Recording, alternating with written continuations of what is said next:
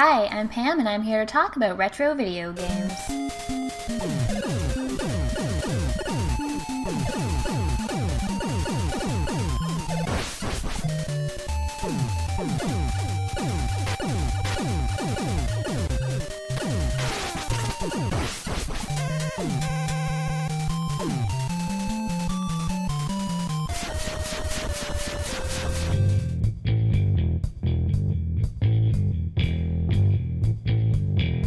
I'd been having a difficult time picking a new game to review. Because of the winter, I'm feeling a little unproductive and not really wanting to take on anything that would take a long time to play.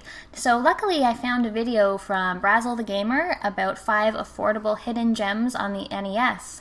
If you don't already follow Brazel, I would suggest you check out his channel. I'll include a link in the description below.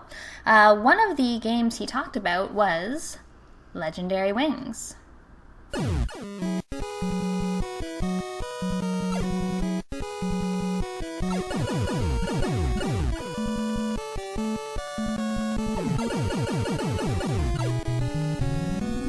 Legendary Wings was developed by Capcom. Originally made as an arcade game, it was released for the NES in 1988. It's a shoot-'em-up that combines vertical and horizontal stages. The story? Well, there's not much of one. From the manual, Ares has given 2 young men courage and wings of love to save the human race from extinction. In the game, we're told that the devil awaits us in the palace, but mainly we just fight machines and the occasional dragon. The game has 5 levels, each of which is separated into 2 phases. First a vertical stage, followed by a horizontal. In the vertical stage, you have 2 different types of attacks. B is your main attack, which damages airborne enemies, while A fires missiles, which are the only way to take out some stationary hostiles. I didn't find it was always clear when enemies could only be taken out with missiles. During the horizontal stage, you use only your main attack.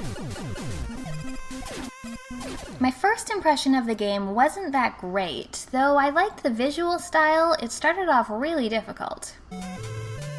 The biggest issue I had was that there are no visual or audio cues to let you know that you're doing any damage to whatever you're attacking. Take these statues. They can take a lot of hits before you kill them, and when first encountering them, I had no idea if they even could be killed. Neither my main attacks or missiles seemed to be doing anything. However, after a few fast game overs, I realized the trick to this game. It's all about the power-ups. The game has 5 different power levels, and at the lowest of these levels, you may as well be wielding a pea shooter. If you get hit at this lowest level, you lose a life. The second weapon is a twin laser which shoots 2 beams, but is still quite weak.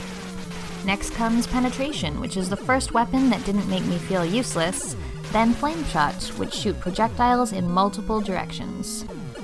The final form is a Firebird, which is very powerful and also allows you to take 2 hits rather than 1 before you get bumped down to the previous power level. The secret is to never lose your power-ups. When at full power, you can destroy projectiles heading for you. At low power, you can't kill much of anything quickly. An interesting thing about Legendary Wings is that the original arcade version had a male and a female protagonist.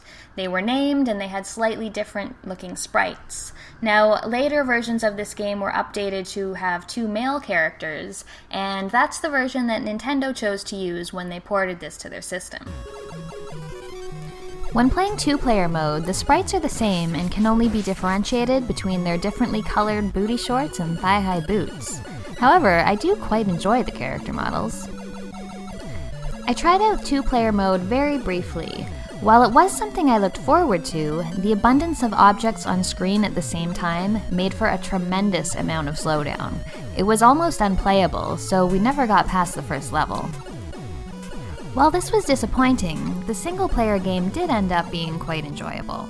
I really liked the combination of the 2 views, which added some variety to the gameplay, and the visuals in the game were colorful and unique. At the end of each half of the level, you face a boss. After the vertical part, it's a dragon, which dive bombs you and shoots fire. After the horizontal stages, it's some kind of machine that shoots eyeballs at you. Each iteration of the boss gets a little bit tougher, and as I mentioned before, if you go in at low power levels, it can take quite some time to defeat.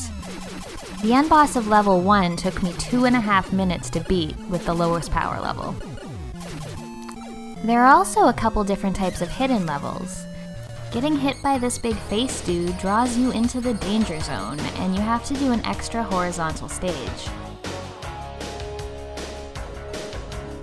Notice how I can't kill anything with this gun. There's also a lucky level, which is hidden somewhere. If you destroy the right object, it will open up a portal, which takes you to another horizontal level. But this time, it's full of treasure that boosts your score, rather than things that are trying to kill you. Overall, Legendary Wings was fun enough, though not one of the best shoot-'em-ups I've ever played. I did enjoy the visuals and the fact that you got to switch between the vertical and horizontal stages, but the 5 levels did get quite repetitive. It's not a very long game. Providing that you can hang on to your power-ups, you should be able to beat it in less than an hour, and if you're looking for a copy for yourself, it's a cheap one, and you should be able to find it for less than $10. Things are getting uncomfortably phallic. I think it's time to go. Yeah, I'm out.